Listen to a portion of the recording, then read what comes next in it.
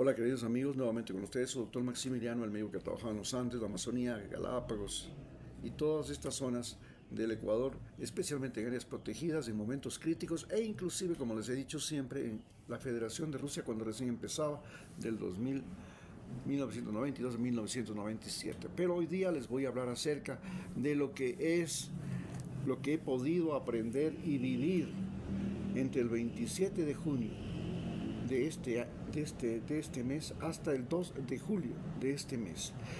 En este tiempo, eh, lo que ha sucedido principalmente en mi país, porque es lo que en este momento ha tenido prioridad. En la semana pasada, pues lo más importante fue lo que pasaba en el mundo, es lo que pasaba allá en Estados Unidos, lo que pasaba en Irán, lo que pasaba en Israel.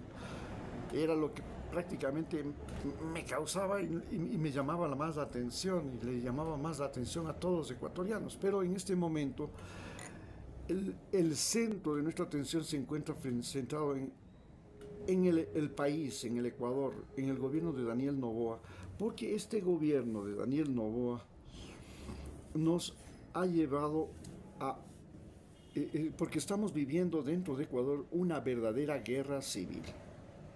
Y no solamente es una guerra civil, sino también es una guerra regionalista. El regionalismo fue, como les he dicho siempre, el principal problema del Ecuador, porque el Ecuador es un país de la costa, la sierra y la Amazonía, donde se viven culturas diferentes, donde la música, la forma de vestir, la forma de caminar, el humor, eh, todo es diferente. Solamente el español, la religión católica y el gobierno son lo que tenemos en común. Pero inclusive el mestizaje en la costa es diferente del mestizaje andino y el mestizaje amazónico. En la costa, por ejemplo, hay un mestizaje donde hay más presencia de gente de raza negra. En la sierra hay un mestizaje donde hay más presencia de gente de raza indoamericana, indígena, especialmente con influencia inca. Y en la Amazonía tenemos también un mestizaje donde hay más influencia de los indígenas, pero con la curiosidad de que son múltiples nacionalidades amazónicas, que son diferentes de las indígenas de los Andes, porque ellas son nacionalidades que viven y vivieron siempre un, uh, eran seminómadas. En cambio, en las nacionalidades indígenas incas que tenemos en la sierra eran sedentarias, y en cambio las nacionalidades indígenas costeñas eran fundamentalmente marineras y seminómadas, porque cada invierno y cada verano tenían que emigrar de un lugar a otro porque los inviernos destrozaban, inundaban todas sus áreas de cultivo y de crianza de animales hasta la fecha actual. Y en el verano, en cambio, la sequía producía obligatoria migración debido a que no había suficiente alimento y se debían buscar los lugares donde la vegetación no haya sido secada por el verano. Entonces, en esta situación, nosotros estamos viviendo esta denominada conflicto interno armado, que en realidad, como les vuelvo a decir, es una guerra civil entre la sierra, fundamentalmente entre la sierra y la costa, en el ambiente eh, de las calles, porque los delincuentes, entre paréntesis, los extorsionistas, los bandidos, los pillos, son en su mayoría gente de la costa, y los policías, los militares, son en su mayoría gente de la sierra. Esto ha creado nuevamente un conflicto similar al que sucedió a finales del siglo XIX, comienzos del siglo XX, y que dio origen a la revolución liberal liderada por Eloy Alfaro, en que igualmente los costeños, llamados entonces cuateros, ¿no? Porque eran campesinos de la costa, y se dio la expansión de la ganadería en la costa y de las plantaciones en la costa, y los delincuentes de la costa se organizaban en grandes bandas de inclusive 200, 300 personas, y estas grandes bandas invadían haciendas, invadían pueblos, robaban, igual que lo que sucedió en Estados Unidos en la época de la expansión del oeste. Así sucedió aquí en América Latina, especialmente en las zonas tropicales, como Ecuador, en la zona costera. En la zona andina, en cambio, se vivía lo contrario. Habían los grandes terratenientes, la influencia de la iglesia, la ley estaba más vigente, habían más policías, más militares. Era la principal fuente de alimentos del país, porque la costa no era la mayor fuente de alimentos del país, debido a que no había carreteras entre la costa y la sierra, y la mayor población estaba en la sierra, no en la costa. Hoy, la mayor población de Ecuador está en la costa, y esto ha generado que la mayor cantidad de movimiento económico, el mayor movimiento económico esté ahora en la costa desde el siglo XX, y en este siglo XXI la costa ecuatoriana se ha convertido en el paraíso de los narcos, de los extorsionadores, de los secuestradores, pero fundamentalmente de los narcos.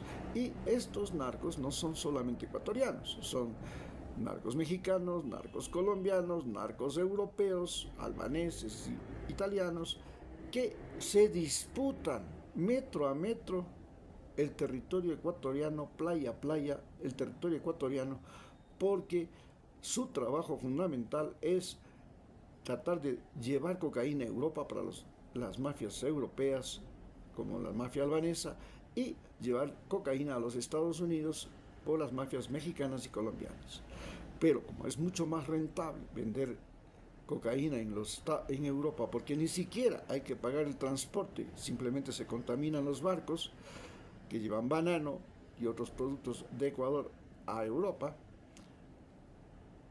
no sucede lo mismo con los que exportan la cocaína desde Ecuador hasta Estados Unidos, que tienen que sortear a la Guardia Costera, tienen que tener mini submarinos, lanchas rápidas, barcos de abastecimiento en la ruta, tienen que sobornar, tienen que entrar por Guatemala, por México, ahí también tienen que enfrentarse a ciertas complicaciones. Entonces, exportar a Europa se ha convertido en el mejor negocio que hay en Ecuador. Además, Europa paga 4 veces más que Estados Unidos, y por esto la cocaína procedente de Perú y Colombia y que sale por Ecuador es ahora una cocaína disputada por estas bandas de narcotraficantes, que a su vez pagan a los intermediarios, a los que transportan, a los que eluden a las autoridades, a los que custodian la droga, en cocaína y no en dinero, porque el dólar es ahora el mecanismo más sencillo de atrapar a los narcotraficantes. Entonces los norteamericanos siguen el camino del dólar, y al seguir el camino del dólar logran coger a los grandes traficantes.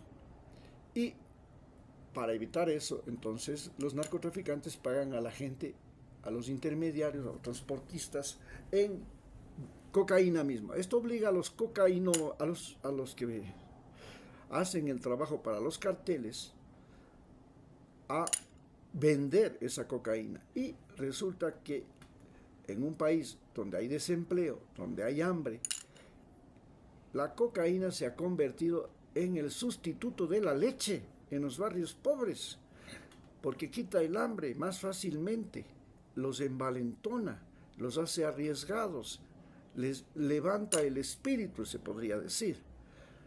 Y entonces vender cocaína en miligramos, en gramos, resulta tan rentable al venderlo a los pobres en los barrios pobres de Ecuador,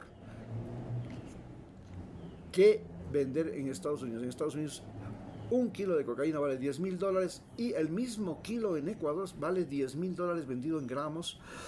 Y la ventaja es que no tiene que no tiene que gastar en transporte, no tiene que gastar en marineros que lleven la droga a los Estados Unidos, o pescadores, no tiene que gastar en sobornos en Estados Unidos, en fin, no tiene que gastar nada, simplemente llega acá. Y esto ha creado dentro de las zonas más pobres del país territorios de microtráfico. Hoy la guerra no solamente es por los territorios de microtráfico, sino que además estos carteles, gracias a la subida del precio del oro y que gracias a la tecnología, hoy Ecuador tiene oro en 24 de las 25 provincias, la minería ilegal se ha desbordado.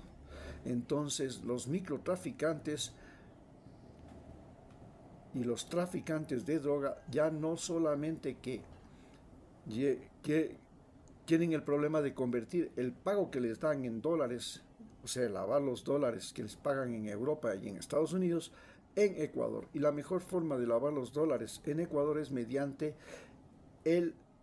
la minería ilegal, pagando por el oro que existe, se explota ahora en las minas ilegales de Ecuador, o a su vez pagando a cada individuo que hace un trabajo de sicariato, de extorsión.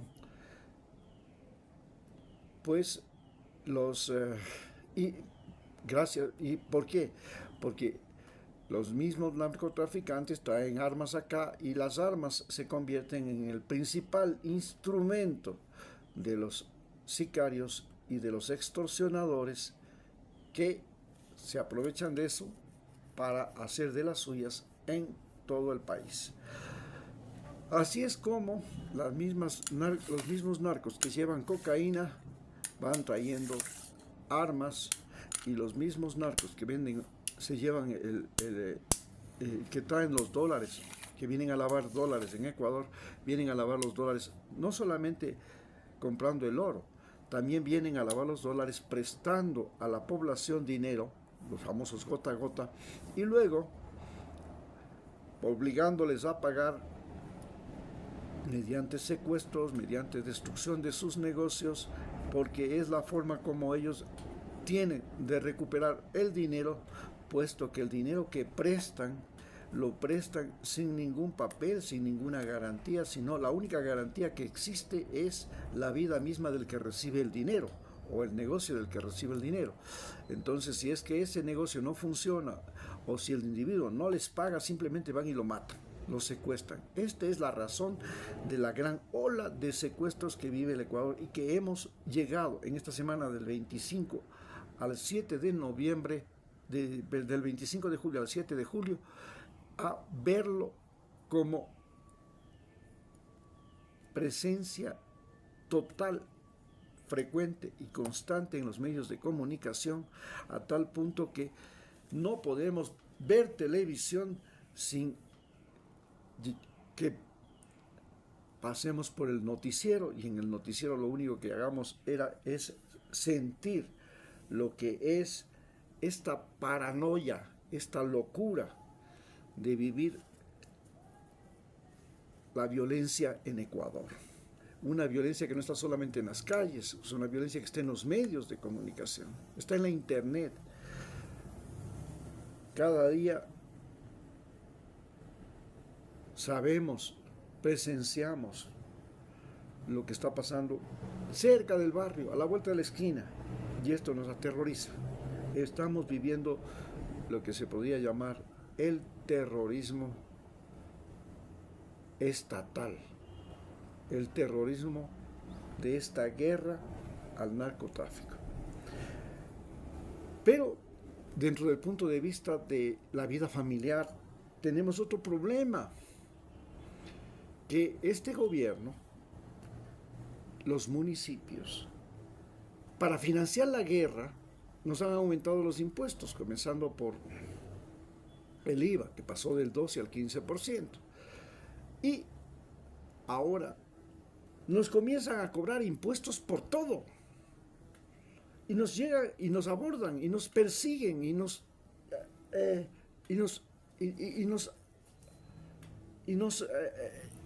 prácticamente nos aterrorizan con los impuestos, nos amenazan.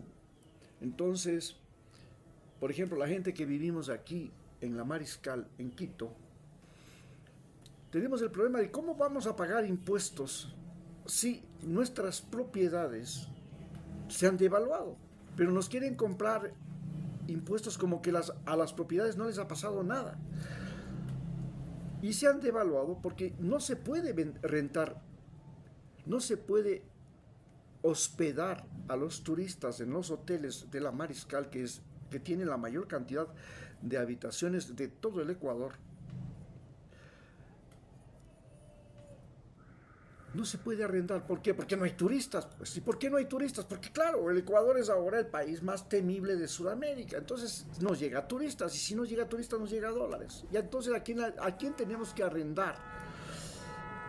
¿A quién tenemos que arrendar el espacio? ¿Quiénes vienen a arrendar los locales comerciales? ¿Quiénes vienen a arrendar las habitaciones que hay en la Mariscal? Pues las habitaciones las vienen a arrendar gracias a que la Mariscal tiene en su alrededor 8 universidades, 8 grandes colegios, numerosos centros de nivelación para entrar a las universidades. El primer cliente son los estudiantes, entonces hay que arrendarles a los estudiantes, pero los estudiantes no pueden pagar. Los estudiantes vienen acá también jodidos, o sea, vienen a estudiar en Quito y vienen con una crisis económica que ya está en todo el país, no está solamente en la ciudad de Quito, está en todo el país. Entonces ellos con dificultad pueden pagar una habitación para poder asistir a clases y vivir en la ciudad, en la capital. En segundo lugar, el segundo tipo que te arrienda el local, por supuesto, es el que te vende chucherías, como se dice, ¿no? El que te puede vender contrabando. ¿Qué te puede vender contrabando? Comenzando por la gente que puede vender contrabando que viene de China y que lo cogen los contrabandistas, que lo meten allá por la costa ecuatoriana, los pescadores, saliéndose a las 200 millas, viendo el barco chino que pasa, lo compran y luego lo meten por la playa y finalmente se viene a vender aquí en los almacenes. Entonces el que te arriende el local es el que te vende el contrabando. Entonces resulta que ya no la Mariscal está arrendada por gente que te vende contrabando, pero estos quieren pagar lo menos que pueden. En tercer lugar, la circulación, las personas que circulan por la Mariscal, los que son clientes, entre comillas, son los estudiantes que llegan acá, que son en el área de la Mariscal 250,000, y que se van a unas discotecas donde pueden pegarse su pito de marihuana, comprar droga barata, y están en la calle Calama, ahí al frente pero están situadas increíblemente al frente del cuartel general de la Policía de Investigaciones, en la Calama y Reina Victoria. Y ahí, en esas discotecas, que son como lo que pasaron a ser las discotecas allá en Atacames, cuando llegó la droga, y Atacames prácticamente se convirtió en el principal punto del narcoturismo en la costa de Esmeraldas. Entonces, esos mismos estudiantes que salen a farrear, que salen a ver, que apenas alcanzan a tener para pagarse una cervecita y tal vez la cuota de entrada a la discoteca, son los clientes que tiene ahora la Mariscal. Entonces hasta los ladrones ya no tienen a quién robar, porque antes los ladrones robaban a los turistas y vendían cocaína a los backpackers durante los años 80, 90, 2000, 2010, hasta el 2020, especialmente hasta el 2008, en que llegó la crisis inmobiliaria y entonces desaparecieron los backpackers de Ecuador, porque hubo una crisis en sus países que les quitó los empleos temporales, que eran la principal fuente de ingresos económicos, para pasear 6 meses en América, en los países pobres, más pobres de América Latina, Guatemala, Ecuador, Bolivia, y disfrutar como reyes de nuestras pobrezas. En tanto que en su país eso, pegarse unas vacaciones, por ejemplo en Australia, en Francia, en España, en Estados Unidos, de 15 días era equivalente a pegarse unas vacaciones de 6 meses en Ecuador, Bolivia y Guatemala. Así, nosotros nos encontramos que para la gente que estamos en la Mariscal, viene el gobierno y nos dice, no, ahora ya no solamente que tienen que pagar el IVA al 15%, sino que además tienes que pagar el permiso de funcionamiento de cualquier local comercial. Y te cobran el permiso de funcionamiento de cualquier local comercial como si aquí no pasara nada, como si aquí se pudiera vender al por mayor y de la mejor forma cualquier cosa. Y en tercer lugar te vienen y te cobran los impuestos prediales, como que las propiedades aquí no están devaluadas. Hay centenares de departamentos y pisos abandonados. Y por último, rentados. Es más, se han convertido muchos de los pisos y apartamentos de la Mariscal en guaridas de mendigos, de pordioseros que no pueden pagar sino un sucre diario, $1 diario, $2 diarios, para poder pasar la noche en ese techo con un servicio higiénico. Y eso es todo. Viven amontonados, escondidos como ratas en estos locales, en estas casas que un día fueron las casas más lujosas de Quito. Pero para el municipio no existe de remisión del impuesto predial para barrios como la Mariscal. Es más, la Mariscal se convirtió en botín de los empleados municipales, porque en la Mariscal funcionan la mayor cantidad de oficinas públicas y universidades del país. Y entonces, esta gente llega con su automóvil y tiene un parqueadero que le da el municipio de Quito en las calles que se llama la zona sur. Tienen que pagar por hora de estar en ese parqueadero y eso se ha convertido en un botín de la administración de la Mariscal. Pero no solamente eso, los permisos de construcción que se dan en la Mariscal también se han convertido en botín. Pero quizás el mayor botín desde los años 80 que existe en la Mariscal es ir buscar a las personas que tienen vehículos y buscar cómo cobrarles multas, sanciones y recibir sobornos.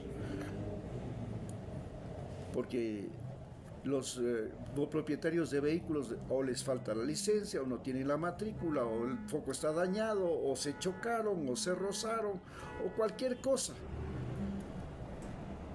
Y es más, los vehículos que circulaban en la Mariscal también se convirtieron en botín de los ladrones, de los que roban accesorios, etc.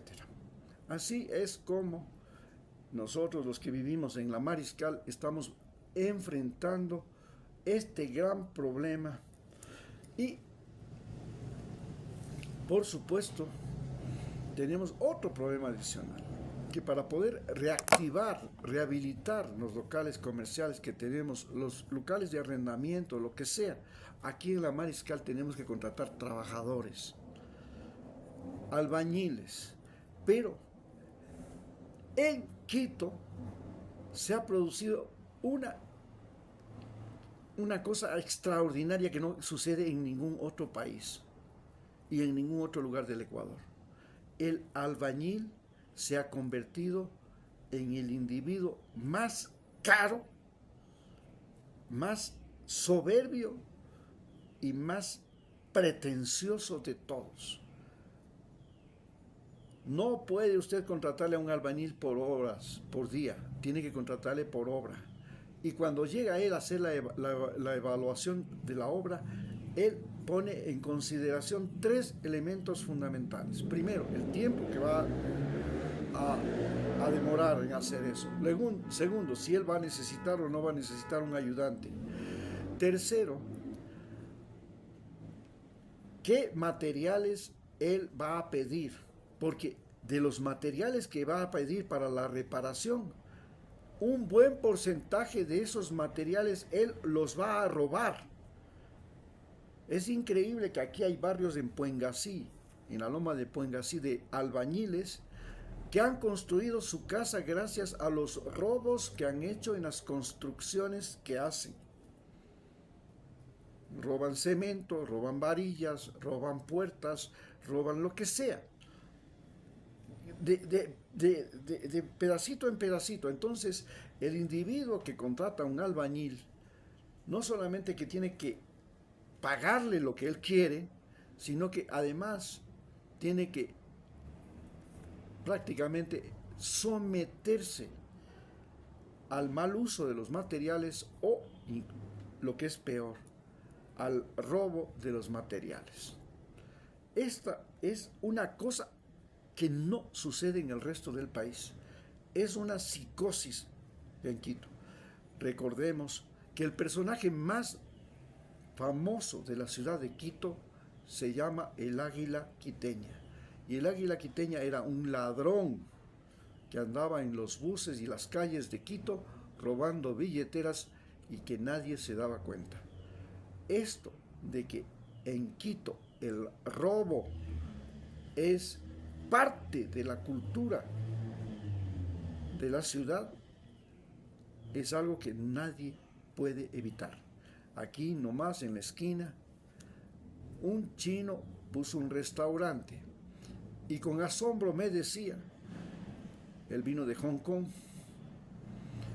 que ya en las 3 veces que había salido a conocer el centro de Quito, le habían robado ya 3 celulares y que el último celular, él le persiguió al ladrón corriendo por las calles, lo siguió subido en el metro y cuando finalmente lo tuvo al alcance en una de las paradas, logró atraparlo y hacerle que le devuelva.